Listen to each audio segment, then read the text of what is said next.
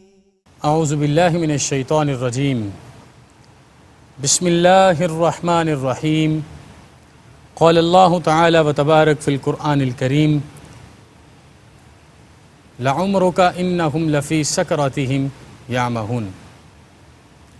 صدق اللہ مولانا العظیم و صدق رسولہ النبی الامین الکریم۔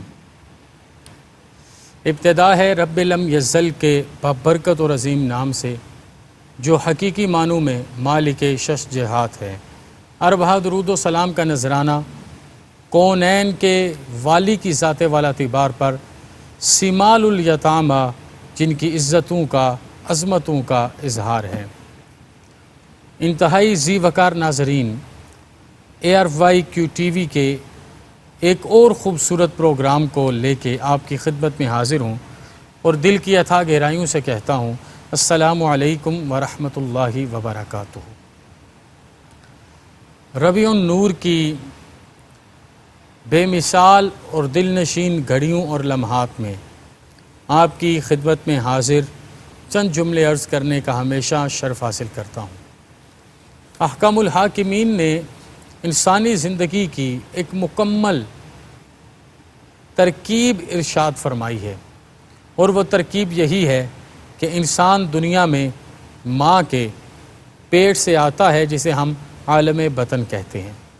پھر اس کے بعد اس کے نومولودی کے ایام گزرتے ہیں،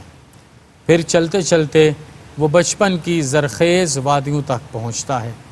پھر اس کے بعد اس کا لڑکپن عروج پاتا ہے اور بابکنی دکھاتا ہے، پھر نوجوانی کے وہ لمحات ہیں جن لمحات کو زندگی کے سب سے نازک لمحات کہا جائے تو کسی صورت بھی مبالغہ نہیں ہوگا۔ اس کے بعد جوانی کے شباب کے عروج کو انسان پہنچتا ہے، اور پھر جیسے جیسے وقت پختگی کی طرف جاتا ہے تو ادھیر عمری انسان کو آ لیتی ہے، اور پھر اس کے درمیان جسم کا کمزور ہونا، ضعف کا واقع ہونا، بیماریوں کا آ لینا اور مرور زمانہ اور حوادثات کا شامل ہو جانا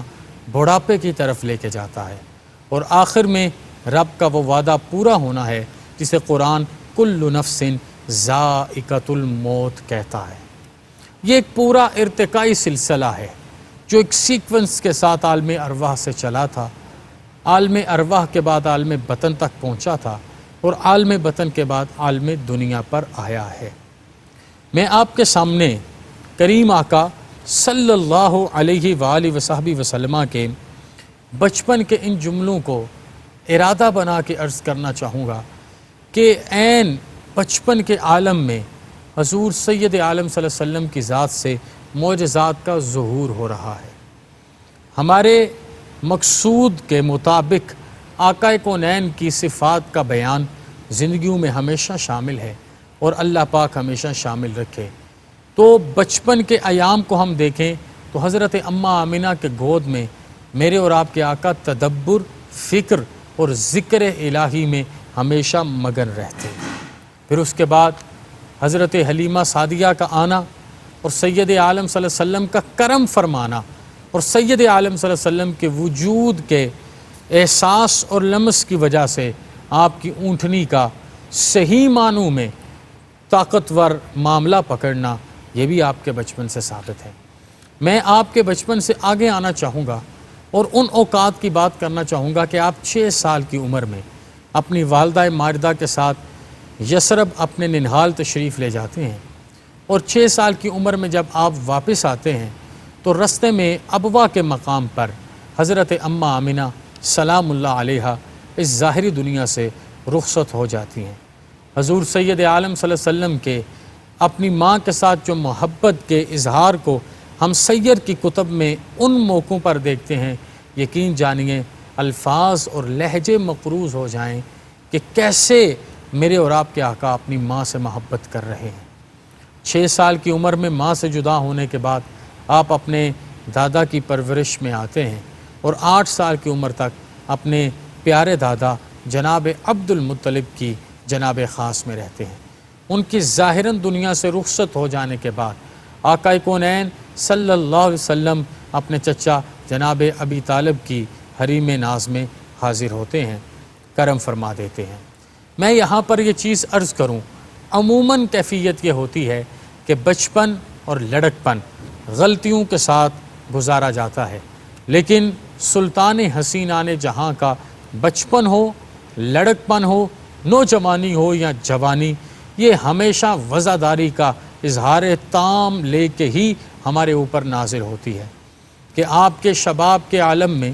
ہم نے ایک مشہور واقعہ سن رکھا ہے، بیت اللہ شریف میں حجر اسود کی تنصیب کے حوالے سے مسائل پیدا ہونے شروع ہو گئے اور مختلف قبائل ایک دوسرے کے سامنے کھڑے ہو گئے اور قریب تھا کہ قتال کا بازار گرم ہو جاتا۔ ان لمحات میں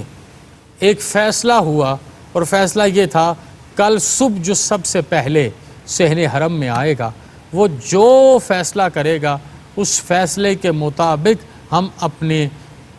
حجر اسود کی تنصیب کریں گے۔ آقا کونین صلی اللہ علیہ وسلم تشریف لے آتے ہیں۔ صبح کیا منظر ہے، جب سارے قافلے اور سارے قبیلے حاضر ہوئے تو میرے اور آپ کے آقا صلی اللہ علیہ وسلم سب سے پہلے وہاں پر موجود ہیں۔ حضور سید عالم صلی اللہ علیہ وسلم کیا خوبصورت فیصلہ فرماتے ہیں کہ کسی ایک قبیلے کا حق رہ جائے اور کوئی ایک قبیلہ اعزاز سے خالی رہ جائے، آپ نے ایک چادر منگوائی اور اس چادر میں آپ نے حجر اسود رکھا اور سارے قبیلے کے سرداروں کو کہا اپنے ہاتھوں کو پاکیزگی سے آراستہ کرو، اس چادر کو اٹھاؤ اور حجر اسود کو اس کے مقام پر میں اور آپ مل کر تنصیب کرتے ہیں۔ اور حضور نے اپنے دست کرم سے اس کی تنصیب فرمائی ہے۔ 25 سال کی عمر میں آپ کی جناب سیدتنا خدیجۃ الکبریٰ سلام اللہ علیہا کے ساتھ شادی ہوتی ہے اور نکاح مبارک جناب ابی طالب پڑھاتے ہیں۔ پھر اس کے بعد اللہ پاک اولاد بھی عطا فرماتے ہیں۔ وقت گزرتا رہتا ہے تو ہم اگر دیکھیں تو حضور کا بچپن اور حضور کی جوانی کہ صدق و صفا کا مظہر ہے اور یہ نور علی نور ہے، اسی وجہ سے آپ کو صادق اور امین کا لقب عطا فرمایا جاتا ہے۔ تقریباً 40 سال کی عمر میں آپ پر وحی نازل ہوتی ہے۔ غار حرا میں جناب جبریل امین اقرأ بسم ربک الذی خلق خلق الانسان من علق اقرأ وربک الاکرم الذی علم بالقلم علم الانسان ما لم یعلم، یہ وحی مبارک لے کے نازل ہوتے ہیں۔ حضور اپنے گھر تشریف لے جاتے ہیں، کیفیت عجیب ہے، زملونی زملونی کی صدائے دل نواز ادائے کریمانہ سے مزین ہے۔ جناب سیدتنا خدیجۃ الکبریٰ آپ کو چادر اڑا دیتی ہیں۔ جب آپ ساری بات سناتے ہیں تو حضرت سیدہ خدیجۃ الکبریٰ جو جملے آپ کی گواہی کے طور پہ ارشاد فرماتی ہیں، جو بتاتی ہے کہ آپ کا نام ہو، آپ کا نسب ہو، آپ کا بچپن ہو یا آپ کی جوانی، وہ کتنے اعلیٰ رستوں سے گزر کے اللہ کے اس کائنات کے معاملے میں صفِ کرتاس کی زینت بنی۔ آپ ارشاد فرماتی ہیں واللہ انک لتصل الرحمہ وتصدق الحدیث وتحمل الکلہ وتکسب المعدوم وتقری الضیف وتعین علی نوائب الحق۔ کیا خوبصورت انداز میں کہا، آپ کا رب کبھی آپ کو اکیلا نہیں چھوڑے گا، آپ ہی تو وہ ہیں جو صلہ رحمی فرماتے ہیں، رحم بھی فرماتے ہیں اور صلہ رحمی فرماتے ہیں۔ آپ کو ہی تو اللہ نے راحم بنا کر بھیجا ہے کہ اس کی رحمتوں سے ہر ایک کو جا بخت کو خوش بخت بنا دیا جائے۔ ہمیشہ آپ کی زبان سے سچ ہی سنا ہے، یا ایھا الذین آمنوا اتقوا اللہ وقولوا قولا سدیدا، یہ آپ کی زبان مبارک سے ہمیشہ نکلا ہے۔ وہ کمزور، وہ غریب، وہ مسکین جو اپنے بوجھ نہیں اٹھا پاتے، آپ ان کے بوجھ اٹھوانے میں ان کی مدد کرتے ہیں۔ کبھی کسی کو کوئی چیز اٹھا رہے ہیں یا کبھی کسی کو خرچہ عطا فرما رہے ہیں، ان دونوں صورتوں میں آپ ہی تو مدد فرمانے والے ہیں۔ آپ ہیں جو لوگوں کے کام آتے ہیں، آپ ہیں جو مہمانوں کی عزت کرتے ہیں، اور آپ ہی سے حق ہمیشہ آراستگی پاتا ہے۔ ان تمام چیزوں کو بیان فرما دیا تو یہ تمام چیزیں دلالت کرتی ہیں میرے اور آپ کے کریم آقا سید عالم صلی اللہ علیہ وآلہ وصحبہ وسلم کے ظاہراً زندگی کے پہلے 40 سالوں میں کہ آپ نے کس طرح کے معاملات کیے اور کس طرح کے معاملات میں اپنی زندگی کو گزارا ہے۔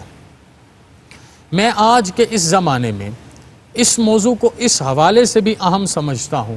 کہ اگر مجھے اور آپ کو آج کے ان اوقات میں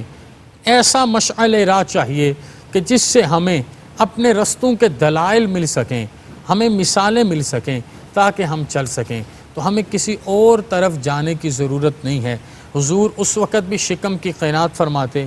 حضور اس وقت بھی بیواؤں کے سر پہ دست کرم فرماتے، یتیموں کے لیے میرے آقا صلی اللہ علیہ وسلم اس وقت بھی سائبان تھے، آپ اس وقت بھی انتہائی کم کھاتے اور زیادہ سے زیادہ تقسیم کرتے، بدتر سے بدترین دشمن بھی اپنی ایمانتیں آپ پر یقین کر کے آپ کے پاس رکھوایا کرتے۔ آج کے دور میں یہ معجزہ میرے اور آپ کے آقا صلی اللہ علیہ وسلم کا جہاں بر کو پہنچے کہ آپ کی زبان مبارک میں سچائی اس مقام تک تھی کہ آپ کے دشمن بھی آپ کو امین کہتے اور آپ کا معاشرہ آپ کو صادق کے لقب سے پکارنا اپنے لیے اعزاز سمجھتا تھا۔ اس وقت میں اگر کبھی کوئی فیصلہ کروانے کے لیے ضرورت پیش آتی تو کسی اور طرف لوگ نہیں جاتے، جناب سیدنا مولانا محمد بن عبداللہ بن عبد المطلب صلی اللہ علیہ وآلہ وصحبہ وسلم کی جناب خاص میں آتے۔ دلی کیفیات اس وقت بڑی عجیب ہیں کہ میں آپ کے سامنے یہ کس طرح کے معاملات بیان کروں۔ پھر آقا کونین صلی اللہ علیہ وسلم نے جب اپنا اعلان نبوت فرما دیا اور بتا دیا ان الدین عند اللہ الاسلام کہ یہ دین اسلام ہے جو رب کے نزدیک ہے، پھر جو معاشرہ بدلا، پھر جو کیفیات بدلیں، پھر جو آپ پر سختیاں ہوئیں، پھر جو آپ کے ساتھ سارے معاملات ہوئے، آپ نے اپنی زبان پہ تب بھی کبھی اف تک نہیں کیا، کبھی کسی کے لیے بد دعا فرمانے کا گمان بھی اتنے اعلیٰ اور زرخیز ذہن کامل سے نہیں گزرا۔ اگر کوئی دروازے پہ آ گیا تو اس کو بھی پناہ عطا فرما دی اور اس کے دامن کو بھی ظاہری خوراک سے آراستہ فرمایا ہے۔ آپ نے مکہ مکرمہ میں ہر طرح کی آزمائش کو اپنے اور اپنے صحابہ کے لیے برداشت رکھا۔ تو یہ سارا معاملہ چلتا رہا، یہ سارا سلسلہ چلتا رہا، یہاں تک کہ تقریباً عمر کے 47 سال گزر گئے۔ ایک سوشل بائیکاٹ ہوا جسے شیب ابی طالب کہتے ہیں، اور اس سوشل بائیکاٹ میں ہر طرح کا معاملہ ختم ہو گیا۔ اگر رشتے کیے گئے تو وہ بھی ختم ہو گئے، معاشی، معاشرتی، عائلی سارے معاملات ختم ہو گئے، اور آپ ایک پہاڑ کی گھاٹی میں جا کے پناہ گزین ہوئے جسے شیب ابی طالب کہا گیا۔ شیب ابی طالب کے دن بھی بڑے سخت تھے، شیب ابی طالب کی شامیں بھی بڑی سخت تھیں، ان میں فاقہ کشی بھی تھی، ان میں شہزادیوں کی بھوک کو برداشت کرنا بھی تھا، ان میں دشمن کی دشنام ترازی کو برداشت کرنا بھی تھا، اس میں اپنے اس وقت کے مخصوص معروضی حالات کو بہتر کرنا بھی تھا، اور تقریباً 3 سال آپ نے وہاں پر گزارے۔ اور جب شیب ابی طالب سے آپ باہر تشریف لے آئے تو پھر عام الحزن آ گیا، جس عام الحزن میں آپ کی غم خار حضرت سیدہ خدیجۃ الکبریٰ اس جہان رنگ و بو سے ظاہراً پردہ فرماتی ہیں، اور آپ کے چچا جناب ابی طالب رخصت ہو جاتے ہیں، اور آپ اس پورے سال کو عام الحزن، غم کا سال کہتے ہیں۔ اس کے بعد میرے اور آپ کے آقا صلی اللہ علیہ وسلم مکہ مکرمہ کی کیفیات کو سمجھ کے طائف کے بازاروں میں تشریف لے جاتے ہیں، اور طائف کی کیفیات کو جب واپس آپ آئے اور انہوں نے جو آپ کے ساتھ معاملہ ظلم کا کیا، آپ نے پھر بھی دعا دے کے کہا اللہم انی اشکو الیک ضعف قوتی وقلۃ حیلتی وہوانی علی الناس یا ارحم الراحمین انت رب المستضعفین وانت ربی لا حول ولا قوۃ الا بک ان لم یکن بکا علی غضب فلا ابالی لک العتبی حتی ترضی۔ یہ پوری جوانی اور بچپن کا درد تھا جو میرے نبی کے دہن پاک سے نکلا۔ کہا میں نے انہیں کیا کہا میرے اللہ؟ ان کی ماؤں کو عزت دینے کی بات کی، ان کی بیٹیوں کی توقیر کی بات کی، ان کے سروں پہ دستے شفقت رکھنے کی بات کی، اور ان کو چادر تطہیر سے نوازنے کی، ردائے فضیلت عطا کرنے کی بات کی، ان کو خیر کی طرف بلایا۔ انہوں نے میرے ساتھ جو معاملہ کیا، اے میرے اللہ میں تیرے سامنے کہتا ہوں اگر تو مجھ سے راضی ہے، مجھے ایسے کسی معاملے کی پرواہ نہیں ہے، میں رستوں سے گزرتا رہوں گا، تیری ذات کو مناتا رہوں گا۔ یہ میرے نبی صلی اللہ علیہ وسلم کے بچپن سے لے کے مکہ مکرمہ تک کے وہ معاملات ہیں جو آئیے، پڑھیے اور دیکھیے، اور حضور کے محسن اعظم ہونے کے سارے آثار کو جمع کیجیے۔ وما علینا الا البلاغ۔